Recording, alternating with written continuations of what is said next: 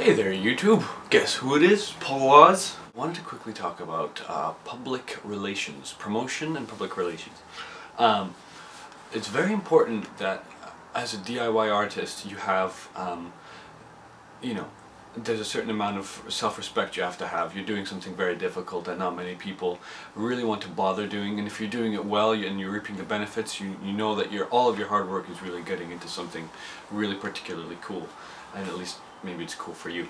The thing about that is eventually you're going to find yourself editing videos, needing to produce some songs, your buddies want to record something because you've got a mini studio set up for when you want to create songs, you've got artwork coming in for whatever, and you've got this going and this going and this going, and you want to collaborate with that guy but he's currently busy, so what can you do? And then that guy wants to collaborate, you don't really want to do it but you're doing it, you agree to it anyway. So all of a sudden you've got 50,000 projects on the go, other than your own music as well. It's because all of a sudden you have the resources, people are coming to you, and that's really cool. There's something nice about that. But if you want to focus on your own music, you have to realize there's going to have to be some kind of a medium, and this is where a lot of money comes in. Public relations is kind of the most important thing out there. It separates the big boys from the children in terms of the music game. And that's simply because it's like you're being represented by someone. When you're being represented by someone, listen to how that sounds. I'm represented by such and such group. Wow, he's represented. We're going to take him seriously. That's what happens. So their job is supposed to give you that, which is great, as well as help you out with promoting yourself so that you don't have to do all of it.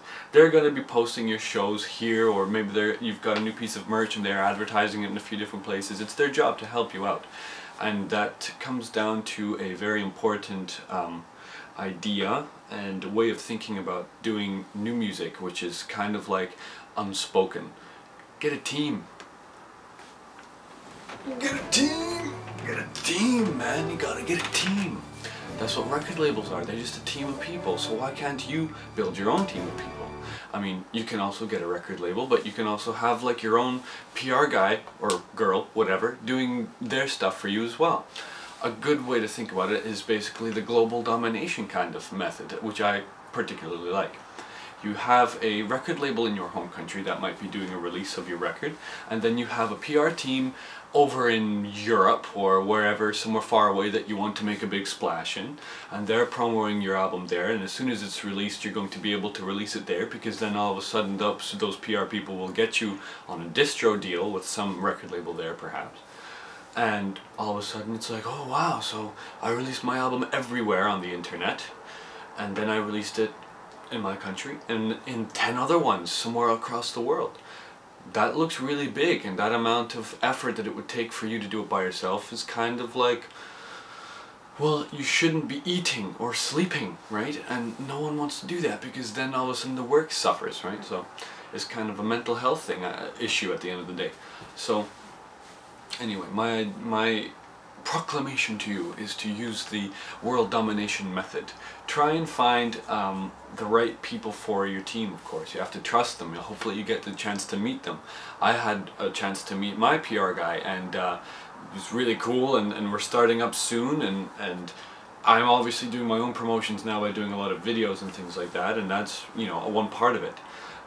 There's a billion other things you can do that you probably haven't thought of that they already do, or have manifested with them, with their own other acts that they might be working with as well, and things that work, things that don't work, and where to put your money. So that's what it comes down to, and that's what record labels also do for you as well, of course. Like I was saying, they have their own PR team usually in-house, and they if not, then they outsource it to a team that they use regularly or have a contract with that they always use, or perhaps they have a merch department or whatever. Anyway, point being, if without public relations, you're going to get looked at as the hometown hero if you're big in your hometown, or you're going to be looked at as, oh, that's a cool band, it's too bad that they're not doing anything. People just think you're not doing anything if you're not, represented, or if you're not signed. They're just like, oh, what do you do? Oh, you're doing an album? Cool.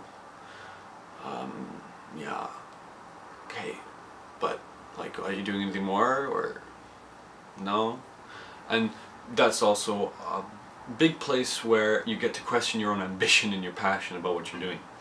I want to tour Europe one day. I think it would be incredible. I'm going to do it actually soon in another capacity, I think, but that's kind of not for me to talk about really. But in terms of Paula's music and stuff like that, I would really love to do that one day, and that's where I'm going to go at some point.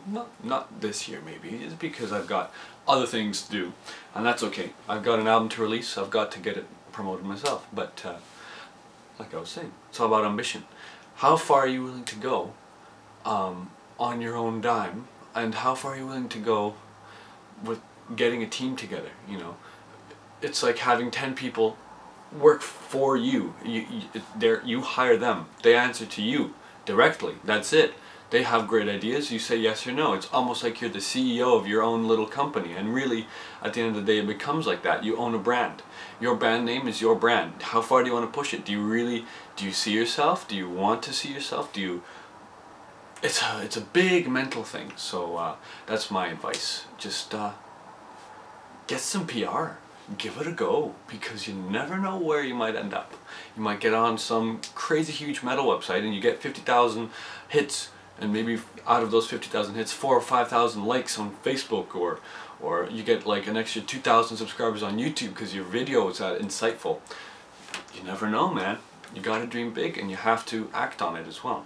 Without getting too expensive, I'm going to just shrink this video back down to 1080p here instead of Dreamo-Vision, but give it a shot. I hope you liked this video. I hope it was enlightening to a certain extent.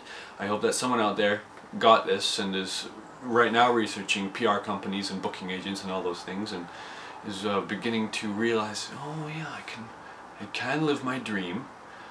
That's how it works. Oh. Derp.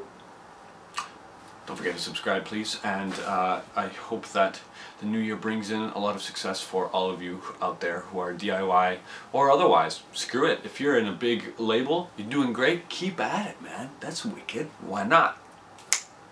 Cheers.